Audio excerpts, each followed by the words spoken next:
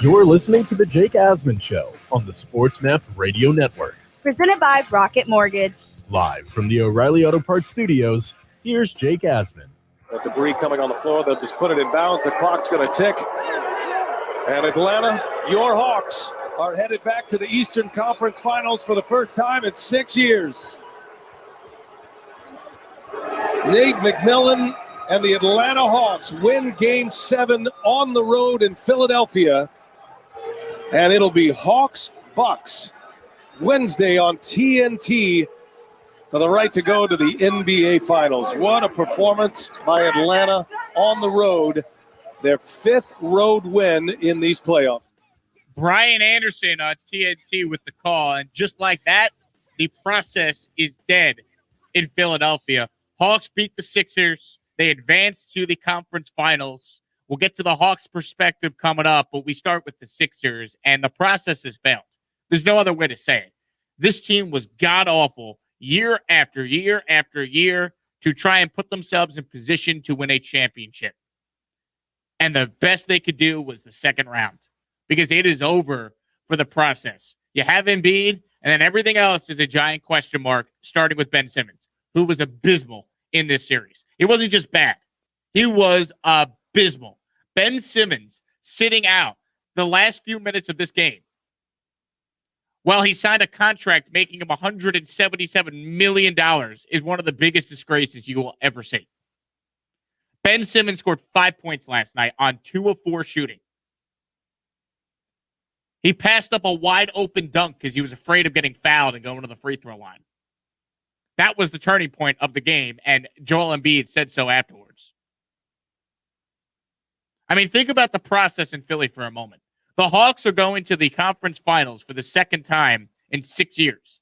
They're doing it with a completely different team than the team that went there 6 years ago. During that time, the Sixers were losing all these games year after year, tanking for better players, all these top picks, and all they have to now show for it years later is the second round. Ben Simmons did not even attempt a field goal in game 4, 5, 6, or 7 in the fourth quarter. That's a disgrace. He's supposed to be their second best player. You will never win if that guy is afraid to shoot. And that's what he's become. He can't hit free throws. He's a liability on offense. He's got to go. And his value is absolutely tanked. Who is trading any sort of asset for Ben Simmons right now? Name me the team. Name me the team. Who's trading for Ben Simmons? I mean, that was pathetic. He was awful. Awful. You know, Ben Simmons has the lowest free throw percentage in the history of the NBA playoffs with a minimum of 70 attempts. He's shooting 34% from the free throw line. As a point guard. He's a point guard that's afraid to shoot. It's unbelievable. Former number 1 overall pick. He has to be benched late in these games because he's a liability out there on the court. That is an absolute disgrace. Disgrace. Ben Simmons has the worst contract in the NBA. And you could argue he's got one of the worst contracts in the history of sports. Look what he's making. He's a max player that can't play in playoff games. And you know what? In the regular season, you could put up big numbers against the Orlando Magic on a Tuesday night. But in the playoffs, when the half-court sets slow down and there's pressure on you to make plays, he has now proven too many times that he can't get it done. And now it's mental with him. This is like Carson Wentz with Philly. You need a fresh start. You need to just move on from Ben Simmons because the reality is his value's tanked. You're not going to get much for him. But I don't think you could run it back with Simmons making all that money in Philadelphia. Joel Embiid deserves better. I know he had the turnovers last night, but that guy's playing on a torn meniscus. He's going out there, leading the way for the team, and he's got nothing in Ben Simmons to help him out. And this was it for the Sixers. I mean, the NBA this year is wide open. Look at the Final Four. Bucks, Hawks, Clippers without Kawhi, the Suns. If not now, then when for Philly? The process is dead. R.I.P. It's over. Simmons has got to go. Got to go. You can't score 5 points in a Game 7 at home when you're the former number 1 pick in the draft and you sign a contract for $177 million. Oh, my God. That's one of the biggest disgraces you'll ever see. He didn't attempt a fourth quarter field goal in games 4, 5, 6, or 7. That's a disgrace. He passed up a dunk. What are we doing? Dunked the ball. That was the turning point of the game. They're down by 2, 4 minutes to go. Simmons passes up a dunk. Instead, Thibault gets fouled. Only hits one of the free throws. Hawks come back down the other way, hit a 3, and that was really the game right there. A disgrace. Trae Young was awful for most of that game last night, and the Hawks still won because Simmons was that bad. Trae Young was 5 of 23. At one point, he was 2 of 17 from the field. He was having a John Starks Game 7-like performance. And the Hawks still won. What a disgrace that was last night. And the Sixer fan that would defend Ben Simmons to death because they had no choice, he was their guy, they're sick of it. They know they can't go on this way. You know, at first it was like everyone was piling on Ben Simmons. The Sixer fans like, that's our guy. We'll be loyal to him. He still has time to change the narrative, play well in Game 7. Now the Sixer fan booing the team off the court last night, mainly booing Ben Simmons, can't defend that guy anymore. There's no way. And all you need to know about the state of Ben Simmons with the Sixers is what Doc Rivers had to say after the game last night. This was Doc Rivers when asked if Ben Simmons can be their point guard going forward on a team that's trying to win a title. Yeah, David, I don't know that question or the answer to that right now. So I don't know the answer to that. The answer is no. He can't be. It's over. It's over for Ben Simmons. He needs a fresh start. Just like Carson Wentz needed a fresh start out of Philly, we've reached that stage with Ben Simmons here. We're at a point now where this situation feels very Carson Wentz-like. Both sides would benefit from a divorce. Change of scenery. Half-court postseason situations, it doesn't work because Simmons can't shoot. And Simmons now mentally might be shot. Might need a fresh start somewhere else. This was Simmons after the game last night when asked if he wants to remain a Sixer.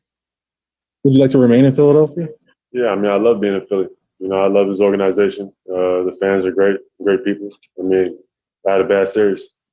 I expect that. It's Philly. I mean, Philly expects you to play better than 5 points in a Game 7 at home. I mean, it's awful. I mean, what else do you say? Like, I could pile on like everybody else on Ben Simmons. There were other reasons why Philly lost that game. You could blame Doc Rivers. He's got a history of brutal playoff defeats. Embiid had too many turnovers. Tobias Harris didn't have a great game shooting. But ultimately, Ben Simmons is supposed to be the second best player on the team. He's afraid to take a shot in the fourth quarter. You're not going to win. It comes back to him. What else are you supposed to say? He passed up a wide open dunk in a game where they're down by 2 with 3 minutes and 30 seconds to go. I mean, Shaq said it after the game. If he was in my locker room, I would have knocked his bleep out. I mean,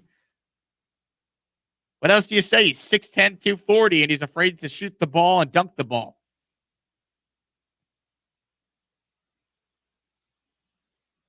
The process has failed. In 34 career playoff games, Ben Simmons has made 5 shots outside 10 feet from the basket. What else do you say? What else is there to say? They got to move on from him. You're never going to get equal value for him, but you have to do something different because he cannot come back and be your point guard. There's no way. There's no way. 5 points, 2 of 4 shooting. He's not out there at the end of this game because he's a liability. What else is there to say about the Sixers and Ben Simmons? They failed. And from a Hawks standpoint, give them credit. For them to win with Trae Young shooting as poor as he did is a testament to their depth. Kevin Huerter, a major win for my fellow Redheads out there. Kevin Huerter with 27 big points. Hawks got it done. They get it done on the road again. But I don't think they have a chance against the Bucks. I could be wrong. You know, Milwaukee still has to prove it and all that. But, man, this was the year for Philly. With Brooklyn losing the way they did Saturday night, This is probably the Sixers' best chance for this core to get it done. And now you just don't know. The moment that Ben Simmons' career ended in Philly was with 3:31 to go, and he chose to pass a wide open dunk. Down by 2. That was it. Then you have the comments made after the game by Doc Rivers, after the game by Joel Embiid. It is over for Ben Simmons. There's nothing else to say. 24 years old, former number 1 overall pick, signed a contract for $177 million, and he's not on the floor down the stretch in the Game 7 because he's a liability for his team. Unbelievable. What else do you say, Philly? The process has failed. Has to be restarted with something else because it's just not working with Ben Simmons and Embiid together, and it probably never will. The Atlanta Hawks, they ended the process last night. We all watched it. It's over. And now we get Hawks, Bucks, and already in the West, you already have the Clippers and the Suns. Yeah, that was the Final Four the NBA thought they were getting. That's what we thought was going to happen, right? Man, that's why we love sports. 800-224-2004 is the number if you want in on the show this morning. You also could tweet me. I am on Twitter at Jake Asman. That's Jake ASMAN. If you're watching on Facebook or Twitch, comment your thoughts on the process ending in Philadelphia last night, and the best responses will be read over the air. Coming up next, we get to what happened with the Bucks and the Nets. Kevin Durant might have done more for his legacy and a loss than he ever did during his 4 years with the Warriors. We'll talk about that next right here on the Jake Asman Show on Sports Map Radio. Wake up call. We have a